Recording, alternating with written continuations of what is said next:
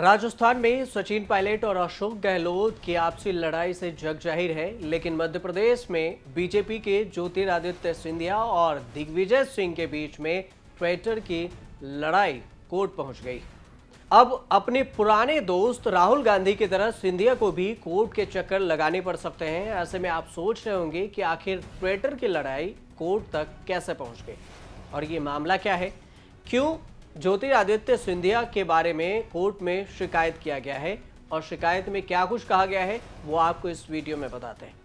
दरअसल ग्वालियर में 22 मई को कांग्रेस के पूर्व मुख्यमंत्री दिग्विजय सिंह पर टिप्पणी मामले में दायर परिवाद यानी कि शिकायत कंप्लेन पर सुनवाई हुई।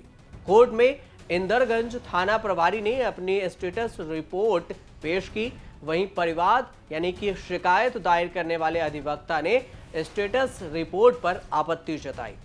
ऐसे में आगामी 2 जून को होने वाले सुनवाई के दौरान स्टेटस रिपोर्ट को चैलेंज भी किया जाएगा। इससे पहले कोर्ट ने थाना प्रभारी को रिपोर्ट के लिए अंतिम अवसर दिया था। अब ये पूरा मामला क्या है ये समझ लीजिए। हुआ यूं था कि 21 अप्रैल को उज्जैन में प्रेस कॉन्फ्रेंस के दौरान दिग्विजय सिंह ने ज्योतिरादित्य सिंधिया के लिए कहा था कि हे महाकाल, कांग्रेस में अब कोई दूसरा ज्योतिरादित्य सिंधिया पैदा मत करना। तो पहले आप ये बयान सुन लीजिए।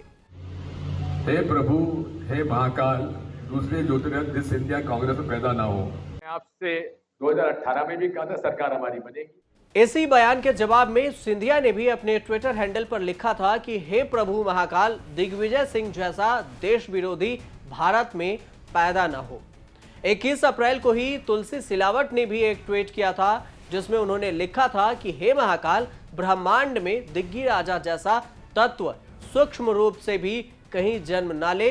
धर्म, समाज, देश, मनुष्यता की रक्षा करो हे राजाधिराज। मंत्री महेंद्र सिंह सिसोदिया ने भी कहा था कि हे तीनों लोकों के स्वामी महाकाल प्रभु दिग्विजय सिंह जी जैसा व्यक्ति को जिसने कांग्रेस का पूरा बंटाधार कर दिया, मध्य प्रदेश का बंटाधार कर दिया, महाकाल प्रभु से कामना है कि दिग्विजय सिंह को अगले जन्म में पाकिस्तान में पैदा होना था। इस पूरे मामले को लेकर कोर्ट में शिकायत दर्ज की गई, एक याचिका दाखिल की गई। केंद्रीय मंत्री ज्योतिरादित्य सिंधिया और 2 मंत्री तुलसी सिलावट, महेंद्र सिंह सिसोदिया के खिलाफ में ग्वालियर डिस्ट्रिक्ट कोर्ट में क्रिमिनल शिकायत दर्ज किया गया। इस परिवाद यानी कि शिकायत याचिका को दायर करने वाले कांग्रेस के लीगल सेल के संभागीय अध्यक्ष एडवोकेट नितिन शर्मा है।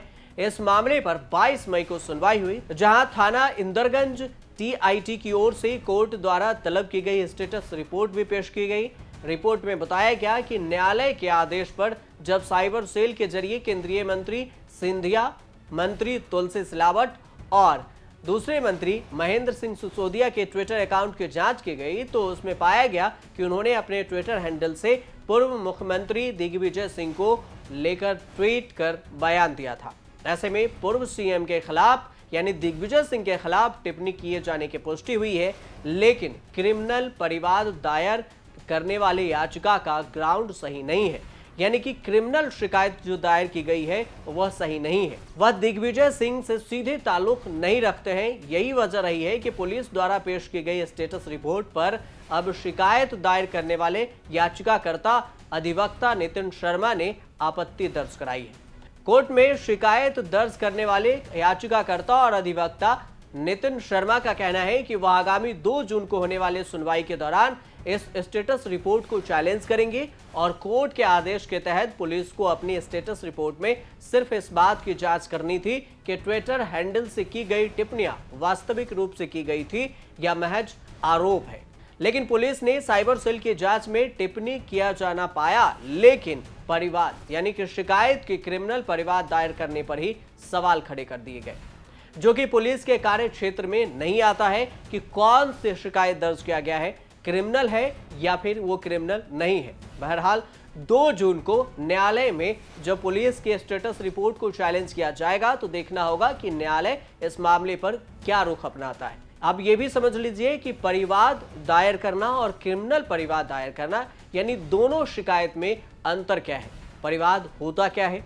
जब भी कोई अपराध घटित होता है, उस अपराध से पीड़ित या व्यथित के पास अपराध विधि को करने और अपराधी को दंड दिलाने के उद्देश्य से उस अपराध की सूचना देता है तो उसे शिकायत, कंप्लेंट या परिवाद कहते हैं। परिवाद देने के दो विकल्प हैं। आप सीधे तौर पर मजिस्ट्रेट को भी सूचना दे सकते हैं लिखित में, और दूसरा पुलिस को भी सूचना दे सकते हैं। मजिस्ट्रेट को जो सूचना दिया जाता है उसे परिवाद अर्थात कंप्लेंट यानी शिकायत कहते हैं। परिवाद कोई भी शिकायत कोई भी व्यक्ति कोर्ट में दायर कर सकता है जिसे अपराध के बारे में जानकारी हो। हालांकि अब इस पूरे मामले को लेकर कोर्ट में 2 जून को सुनवाई होगी और उसके बाद पता चलेगा कि आरोप का कोई आधार है या नहीं। आप देखते रहिए न्यूज़ तक।